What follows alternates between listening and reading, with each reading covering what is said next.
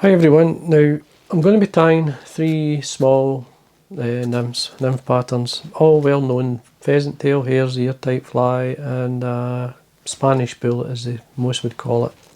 Now what I'm going to be tying it on, is this is a jig hook. It's a jig force, as you can see, short and black nickel, and this is a size 24.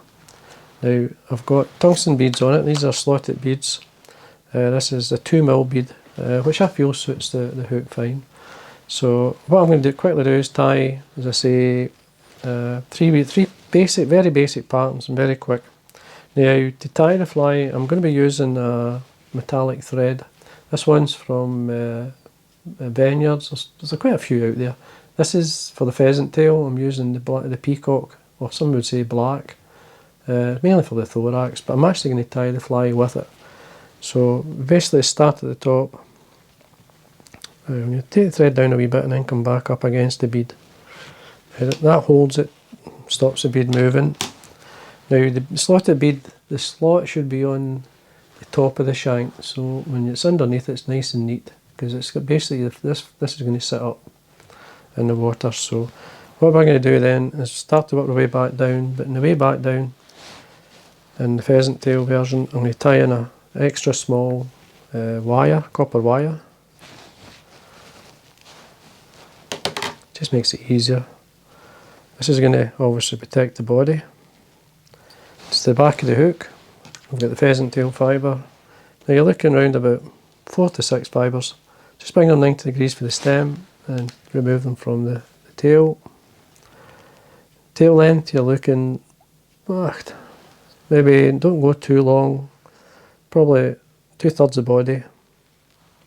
Just tie that on the top, a couple of turns, then bring the thread in front, because I'm going to wind the pheasant tail up against myself, against the way I tie the thread and the rib. So I'm going to wind towards myself.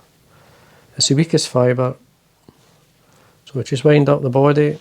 To tie it off, we go across the pheasant tail with a turn on the hook, do the same again, and then remove. Now when I bring the rib up, it's going to cross rib the pheasant tail and protect it. And that's what's going to hold it all together, so nice and tight. And then we're just simply going to form the thorax using the Micro-Glint. So we just build up, bend and break away the wire, and then wet finish. Now when you wet finish, don't be too hard on it, just 2 or 3 turns, and then when you want to tighten up, then this is when you, after doing the knot, tighten up. Makes it easier to pull through, and there we go. Now that's the pheasant tail, basic. Now what you can do is get a UV resin. Just going to, especially the top area here, just going to set it. There's a small hair there, just remove it. You can use varnish if you want. I'm just going to put it onto the bead, just let it come onto the Micro-Glint. I'm going to put a wee drop more at the top here.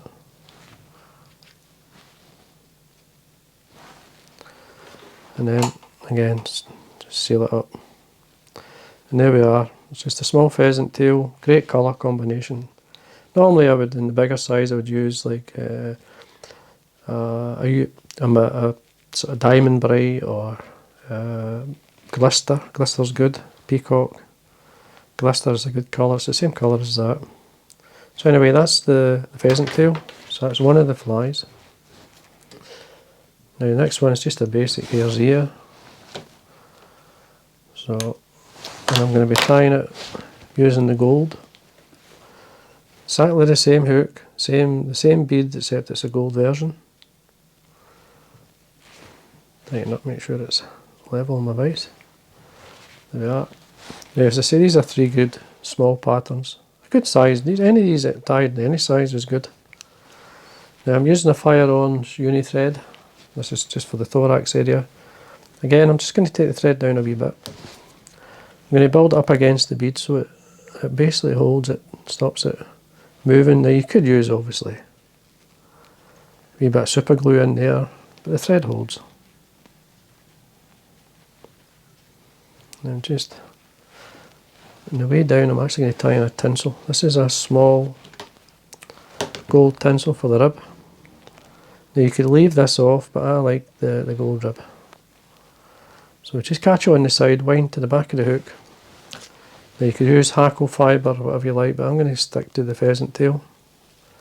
It's got the impression of a tail. Again, just hold what you want for a tail in your finger and thumb. Not too long, as I say. And then we just, at this point, I like to just make sure it's tied in. We're not using it first to form the body this time. Just going to tie it in and then come back down.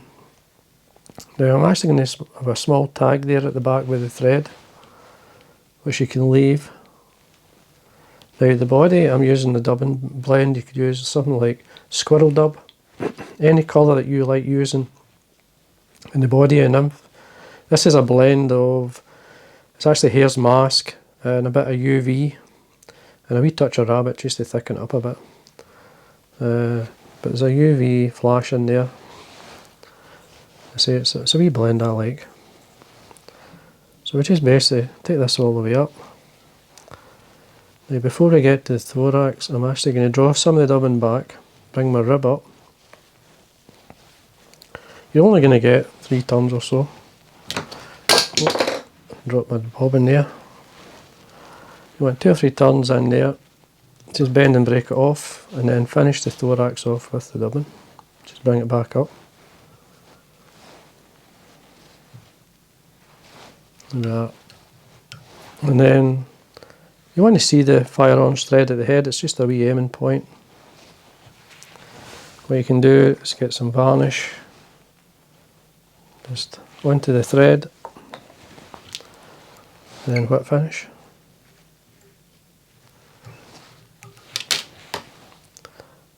There we go. So that's the next one. Just have a wee quick look. There's some extra long fibres there, just take them out. Don't want them too long.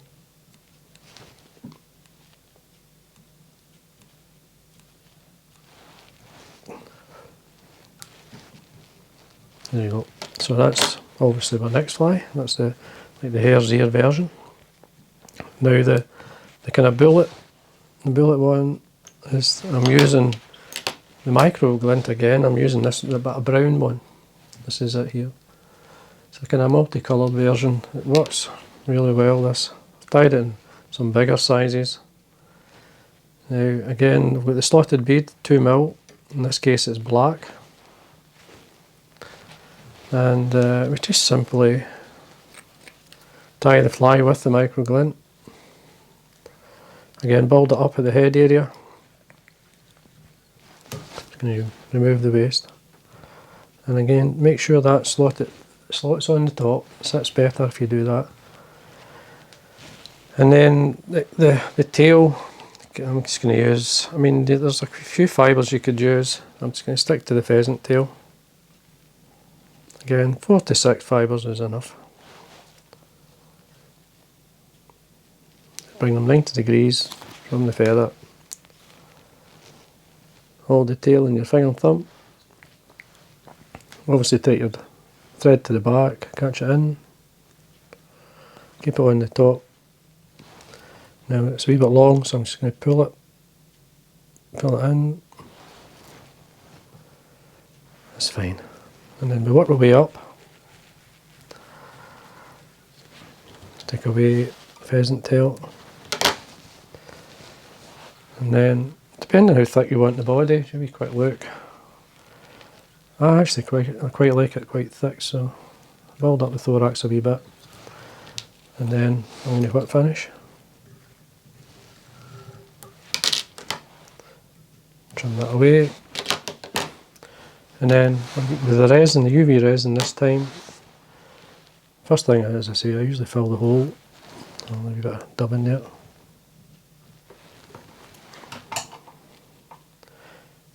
Just fill up the slotted bead. And then You want it all over, just down to the tail. It basically drops quicker if you do this. Onto the bead, do it onto the bead as well. Fly will last longer if you do that. I mean, they don't wear out really. You lose the tail first. Usually lose them in the stones. There we go. Excuse me. And then finish off. Use your torch, set the resin.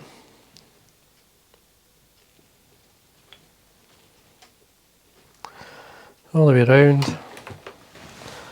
And like I always like to have a thin layer of varnish. Just to seal the resin all over. The varnish will shrink, so it'll get a bit thinner on this. And there we go. That's the 3 nymphs tied on the size 24. Just sort this. There you go, that's a bit better. So I'll put them together so you can actually see them. Now there's the 3 flies all together.